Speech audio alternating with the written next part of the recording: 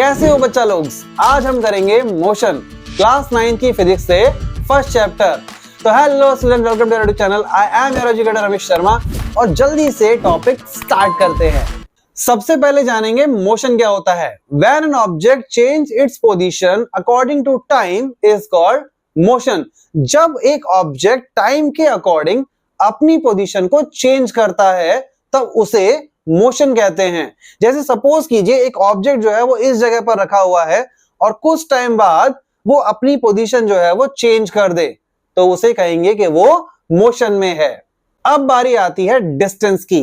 The actual length of a path covered by an object is called distance. यहां पर directions involve नहीं होती।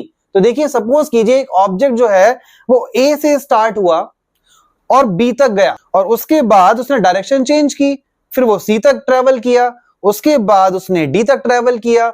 इस तरह से उसने डायरेक्शन जो है वो फिर से चेंज की, उसके बाद डी से वो ई तक गया। अब ए से लेके अगर हम ई तक की बात करें तो यहां पर उसने डायरेक्शन जो है वो चेंज की है, लेकिन अगर मैं इस टोटल पाथ को काउंट करूं तो that is called distance. Distance जो है वो स्केलर क्वांटिटी है। स्केलर क्वांटिटीज वो क्वांटिटीज होती हैं जिनमें डायरेक्शन इन्वॉल्व नहीं होती लेकिन मैग्नीट्यूड जरूर होता है।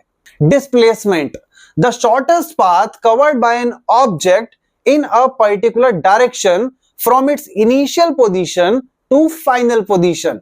यानी वो शॉर्टेस्ट पाथ जो किसी पर्टिकुलर डायरेक्शन में ट्रेवल किया गया हो किसी ऑब्जेक्ट की इनिशियल पोजीशन से फाइनल पोजीशन तक, इसे डिस्प्लेसमेंट कहते हैं। अब देखिए हमारा जो पहला वाला डायग्राम था उसमें ए से लेके ई तक उसने कई बार जो है डायरेक्शन चेंज की और अगर हम ए से बी, बी से सी, सी से डी और डी से ई काउंट करें तब जाकर वो डिस्टेंस कहलाएगा। लेकिन अगर हम ए से डायरेक्ट ई पे आ जाएं तो that is called displacement. Displacement जो है वो एक वेक्टर क्वांटिटी है जिसके अंदर डायरेक्शन और मैग्नीट्यूड दोनों होते हैं। अब बात करते हैं डिस्टेंस और डिस्प्लेसमेंट के बीच डिफरेंस की। तो देखिए जरा, सबसे पहले है नेचर। डिस्टेंस स्केलर है, डिस्प्लेसमेंट वेक्टर है।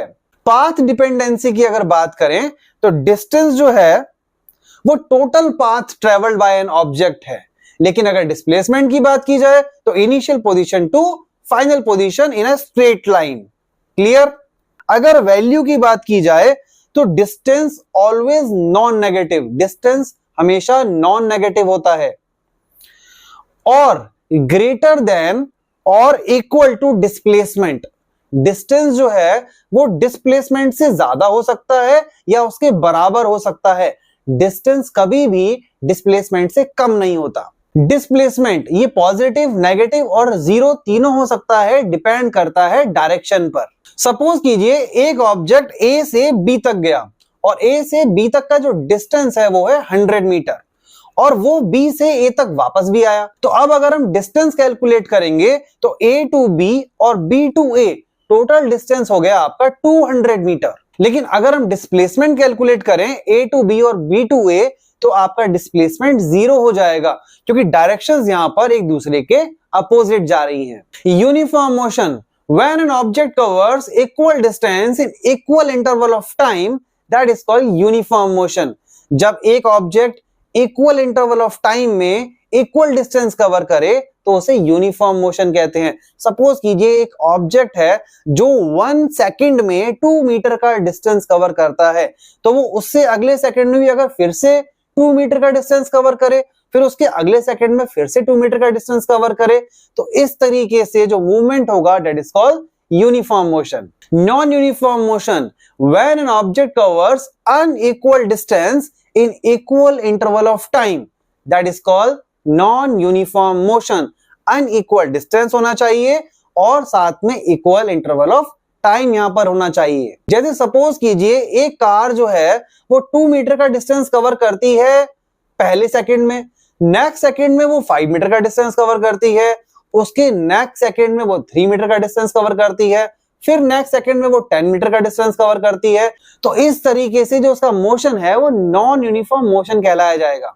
स्पीड, शॉर्ट में अगर डिफाइन करें तो the rate of covering a distance is called speed. यानी कि speed is equals to distance upon time.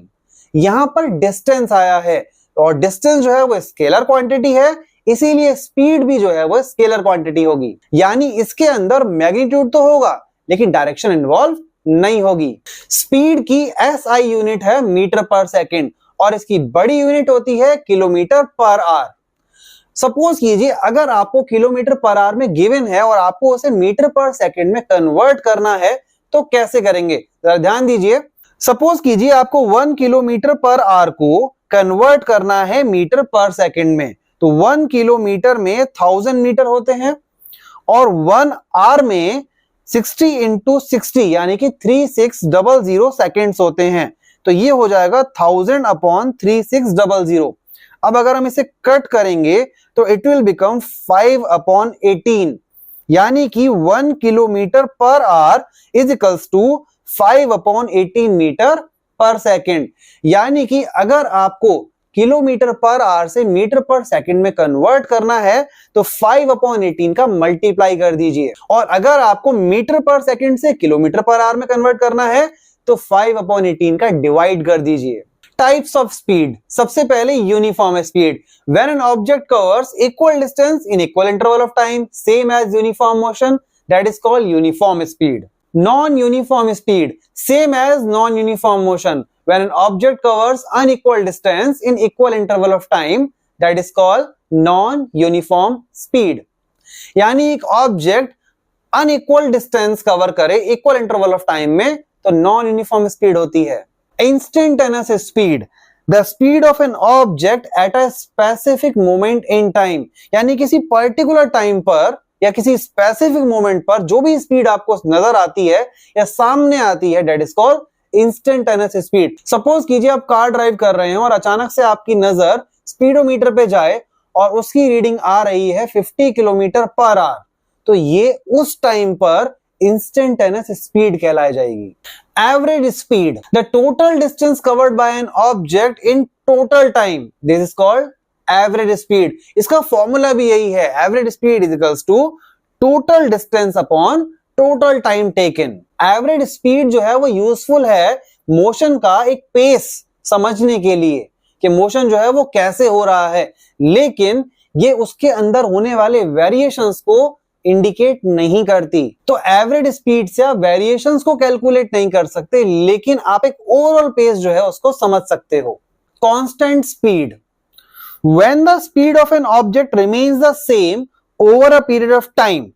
Suppose कीजिए एक ऑब्जेक्ट है जिसकी स्पीड बहुत लंबे टाइम तक सेम है, जैसे आप अगर एक्सप्रेसवे पे कार चला रहे हो और आपकी जो स्पीड है वो है 80 kmph और आपने उसे नेक्स्ट हाफ एन आवर तक मेंटेन करके रखा, तो that is called your constant speed. Clear है? नेक्स्ट है वेलोसिटी।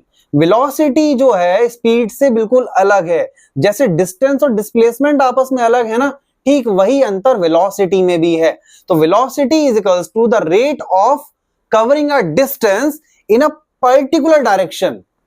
ध्यान से सुनिए, अगर कोई ऑब्जेक्ट कोई पर्टिकुलर डिस्टेंस कवर कर रहा है लेकिन एक पर्टिकुलर डायरेक्शन में, दैट इज कॉल्ड वेलोसिटी। इसीलिए इसका जो फॉर्मूला है ना वो डिस्प्लेसमेंट अपॉन टाइम है। डिस्प्लेसमेंट यहां पर इंक्लूड होने की वजह से this is a vector quantity, इसमें मैग्नीट्यूड के साथ साथ डायरेक्शन भी इन्वॉल्व होती है। अगर हम इसकी SI यूनिट की बात करें तो वो है मीटर पर सेकंड और बड़ी यूनिट किलोमीटर पर आवर होती है, same as speed. Types of velocity, और सबसे पहला है uniform velocity. When an object moves with constant speed in a straight line, एक ऑब्जेक्ट कांस्टेंट स्पीड मेंटेन कर रहा है लेकिन एक स्ट्रेट लाइन पे एक ही डायरेक्शन में, that is called uniform velocity। Non-uniform velocity, when an object's speed or direction changes over time, यानी टाइम के साथ साथ उसकी स्पीड और डायरेक्शन दोनों ही बदल जाते हैं, that is called non-uniform velocity। Average velocity, total displacement upon total time taken। Instantaneous velocity, the velocity of an object at a specific instant in time, same as instantaneous speed, बस यहां पर direction involve होता है। Next है acceleration. The rate of change of velocity is called acceleration, यानी velocity changing की rate time के साथ साथ जब एक ऑब्जेक्ट अपनी वेलोसिटी चेंज करता है तो उसे एक्सेलरेशन कहते हैं। सपोज कीजिए एक कार है, वो चल रही है 20 मीटर पर सेकंड की वेलोसिटी से, और आफ्टर 5 सेकेंड्स उसकी वेलोसिटी 40 मीटर पर सेकंड हो जाए, तो उन 5 सेकेंड्स के बीच में क्या हुआ? उन 5 सेकेंड्स के अंदर उसकी जो वेलोसिटी थी वो 20 से 40 पहुंच गई। दिस इज कॉल्ड एक्सेलरेशन, यानी उसकी वेलोसिटी में चेंज आ गया टाइम के अकॉर्डिंग। क्लियर है? This called acceleration. एक्सेलरेशन का जरा फॉर्मूला देखिए, acceleration is equals to change in velocity upon time taken. Clear? Acceleration को ए से रिप्रेजेंट करते हैं। चेंज इन वेलोसिटी मतलब हो गया final velocity minus initial velocity upon time taken. Final velocity को v से रिप्रेजेंट करते हैं, इनिशियल वेलोसिटी को u से रिप्रेजेंट करते हैं और टाइम को t से रिप्रेजेंट करते हैं। तो फॉर्मूला हो जाएगा a is equals to v minus u upon t। Clear? अब अगर मैं इसकी यूनिट निकालूं तो देखिए, चेंज इन वेलोसिटी मतलब मीटर पर सेकंड। देखो मीटर पर सेकंड क्यों आया? वेलोसिटी में अगर आप चेंजेस निकालोगे भी तो आएगी तो वेलोसिटी ही, और वेलोसिटी की यूनिट क्या होती है? Metre per second. तो metre per second upon second, time के लिए हमने सेकंड लगाया, तो यूनिट हो गई एक्सेलरेशन की मीटर पर सेकंड स्क्वायर, या फिर मीटर पर सेकंड, यानी हर सेकंड इतनी जो मीटर पर सेकंड वेलोसिटी है उसके अंदर चेंजेस आ रहे हैं। क्लियर हुआ? समझ में आया? आगे देखिए, एक्सेलरेशन के types positive, negative, zero. Positive acceleration कब होता है? जब फाइनल वेलोसिटी इनिशियल वेलोसिटी से ज्यादा हो तो उस कंडीशन में पॉजिटिव एक्सेलरेशन होता है। सपोज कीजिए आप एक टू व्हीलर चला रहे हो और उसकी स्पीड जो है वो 5 मीटर पर सेकंड है। आपने कुछ टाइम बाद उसे हल्की सी रेस दी और वो बढ़कर 20 मीटर पर सेकंड तक पहुंच गया। तो उस कंडीशन में आप देखो, इनिशियल वेलोसिटी सी 5 और फाइनल वेलोसिटी है 20, तो एक्सेलरेशन हुआ है, और जो एक्सेलरेशन हुआ है वो पॉजिटिव है। नेक्स्ट है नेगेटिव एक्सेलरेशन। जब आपकी इनिशियल वेलोसिटी ज्यादा हो और फाइनल वेलोसिटी कम हो तो उस कंडीशन में नेगेटिव एक्सेलरेशन होता है। सपोज कीजिए एक ऑब्जेक्ट जो है वो 50 मीटर पर सेकंड की स्पीड से चल रहा है, आपने ब्रेक लगाकर उसको 10 मीटर पर सेकंड तक ले आए, तो इस तरीके से एक्सेलरेशन जो है, यानी कि जो आपने रेस नहीं दिया, आपने ब्रेक लगाए हैं, तो एक्सेलरेशन नेगेटिव में जा रहा है। क्लियर है? नेगेटिव एक्सेलरेशन को डी एक्सेलरेशन या फिर रिटार्डेशन भी कहते हैं। जीरो एक्सेलरेशन, जब इनिशियल वेलोसिटी और फाइनल वेलोसिटी की वैल्यू सेम हो तो वहां पर जीरो एक्सेलरेशन होता है। सपोज कीजिए आप टू व्हीलर चला रहे हो और वहां पे आपने क्या कर रखा है कि जो वेलोसिटी है उसको सेट किया हुआ है 10 मीटर पर सेकंड पे, और आफ्टर 30 सेकंड जब मैं उसे दोबारा कैलकुलेट कर रहा हूं तो उस टाइम पर भी वो 10 मीटर पर सेकंड ही है। तो इस कंडीशन में जीरो एक्सेलरेशन हुआ, ना तो वेलोसिटी बढ़ी ना वेलोसिटी कम हुई। Next, equations of motions. सबसे पहली इक्वेशन है v equals to u plus at। ये एक्सेलरेशन वाले फॉर्मूले से ही आया है। अगर आप एक्सेलरेशन वाले formula a equals to v minus u upon t को थोड़ा सा ध्यान से देखो तो ये इसी से ही बना हुआ है। नेक्स्ट है s is equals to ut plus half at square, जिसमें s का मतलब है डिस्टेंस, इसके अंदर u है, t है, a है और s है, लेकिन इसके अंदर फाइनल वेलोसिटी इंक्लूड नहीं है। क्लियर? थर्ड इक्वेशन है v square is equals to u square plus 2as। इस इक्वेशन में अगर आप ध्यान से देखो तो t यानी कि टाइम इंक्लूड नहीं है, तो यानी कि अगर टाइम दिया गया है या निकालने को बोला गया है तो हम इस इक्वेशन को नहीं लगा सकते। क्लियर? इन इक्वेशन से रिलेटेड हम न्यूमेरिकल वाले वीडियो में डिटेल में बात करेंगे। आगे बढ़ते हैं। नेक्स्ट है circular motion. When an object moves in a circular path, जब एक ऑब्जेक्ट सर्कुलर पाथ में मूव करता है ना तो उसे सर्कुलर मोशन कहते हैं। अच्छा, सर्कुलर मोशन में अगर स्पीड कांस्टेंट हो भी तो भी वेलोसिटी कांस्टेंट नहीं होती, क्योंकि स्पीड जो है वो आपका डायरेक्शन पे डिपेंड नहीं करती, वेलोसिटी जो है वो डायरेक्शन पे डिपेंड होती है। और यहां पर हर पॉइंट पे जो ऑब्जेक्ट है वो अपनी जो वेलोसिटी है उसे चेंज कर रहा है। इसका फॉर्मूला देखिए जरा, speed equals to distance upon time. अब आप बोलेंगे डिस्टेंस तो सेम हो गया, नहीं, यहाँ पे सर्कुलर पाथ की बात की जा रही है, तो जो हमारा डिस्टेंस होगा वो भी सर्कुलर पाथ के चारों तरफ का होगा, यानी कि सर्कमफ्रेंस होगा, यानी 2 पाई आर, और टाइम के लिए हम लगाएंगे टी। तो सर्कुलर मोशन के लिए जो फॉर्मूला बना वो है speed is equals to 2 pi r upon t. Clear है? इसकी यूनिट भी मीटर पर सेकंड ही होगी और बड़ी यूनिट किलोमीटर पर आवर होगी। टाइप्स ऑफ सर्कुलर मोशन, और सबसे पहला है uniform circular motion. When an object moves along a circular path at a constant speed, जब कांस्टेंट स्पीड में कोई ऑब्जेक्ट सर्कुलर पाथ पर मूव करे, that is called uniform circular motion. Example, the motion of a planet in its orbit around the sun, या कोई planet सन के चारों तरफ मूवमेंट करता है।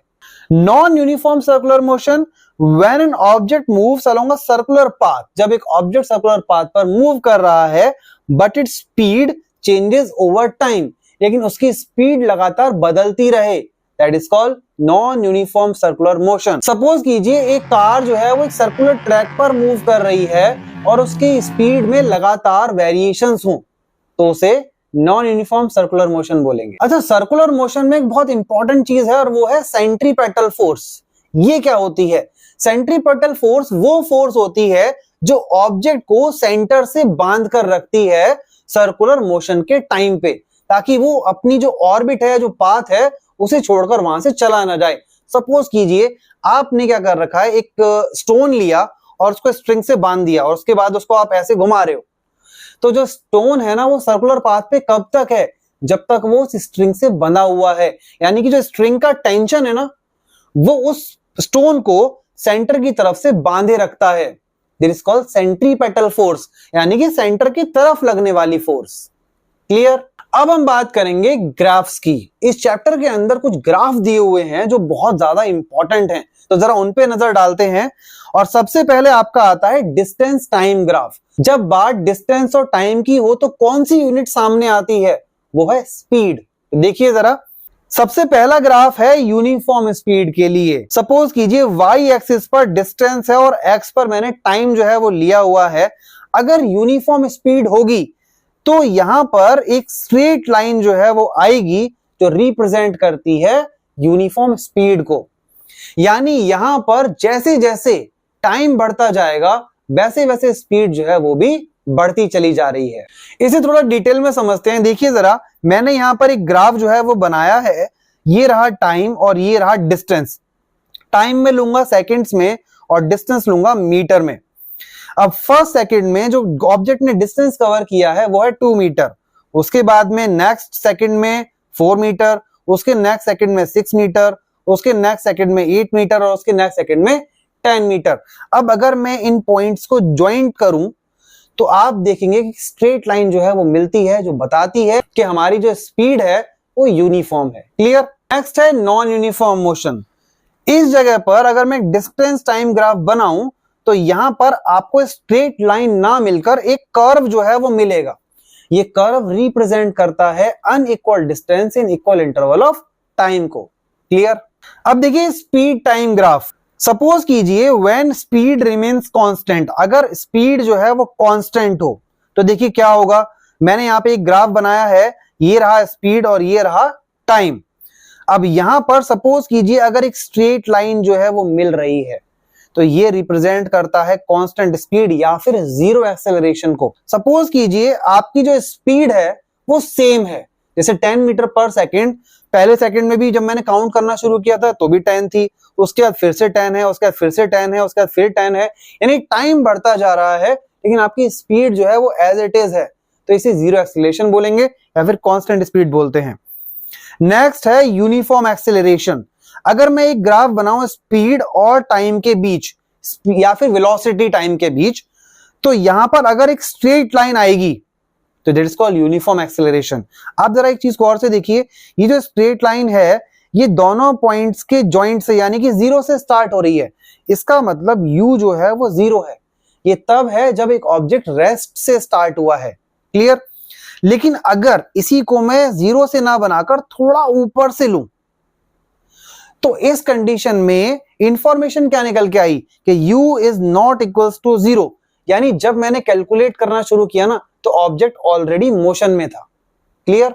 यूनिफॉर्म रिटार्डेशन का ग्राफ देखिए जरा, स्पीड और टाइम के बीच ये बन रहा है या वेलोसिटी टाइम के बीच बन रहा है, यहां पे स्ट्रेट लाइन डाउनवर्ड जा रही है, यानी कि लगातार जो वेलोसिटी है वो कम होती जा रही है।